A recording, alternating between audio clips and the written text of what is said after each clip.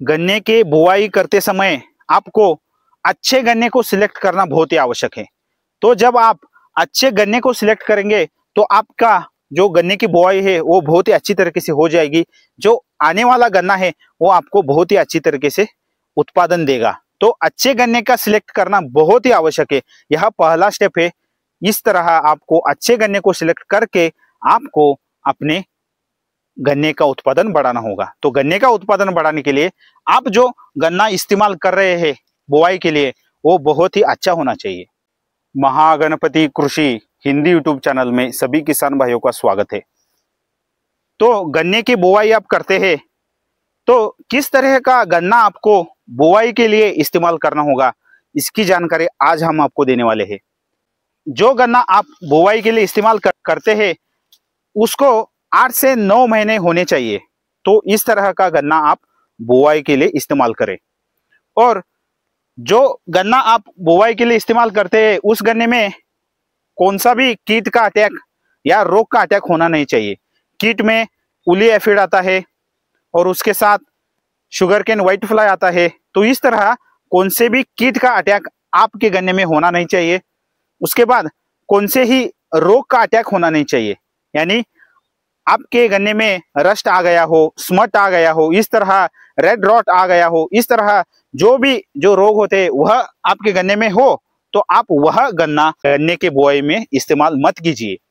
और उसके साथ sugarcane grassy shoot virus यह जो होता है उस गन्ने को आप अपने बुआई में इस्तेमाल मत कीजिए।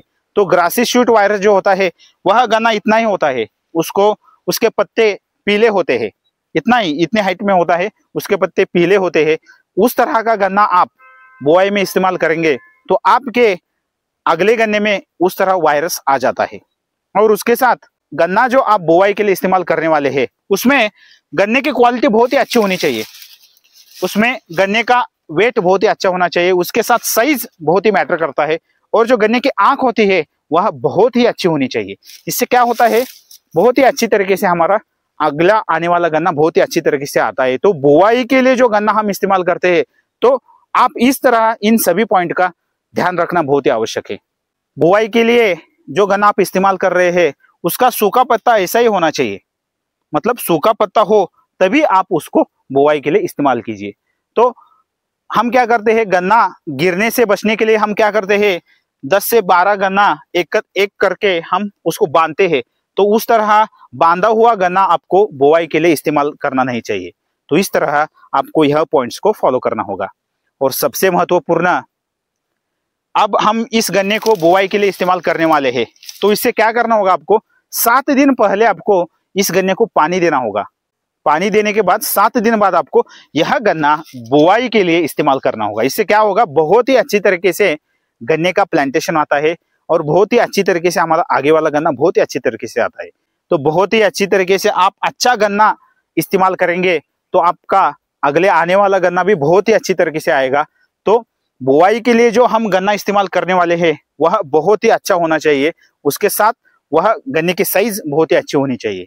इस तरह आपको इन पॉइंट्स का ध्यान रख के आपको यह बुआई का गन्ना आपको सिलेक्शन करना होगा। उसके साथ पानी देना बहुत ही आवश्यक है। तो यह सबसे आवश्यक पॉइंट है, आपको 7 दिन पहले पानी देना होगा। पानी देने के बाद 7 दिन बाद आपको यह गन्ना बुआई के लिए इस्तेमाल करना होगा। यह सबसे महत्वपूर्ण पॉइंट आपको ध्यान में रखना होगा। तो मिलते हैं नेक्स्ट वीडियो में। थैंक यू, धन्यवाद।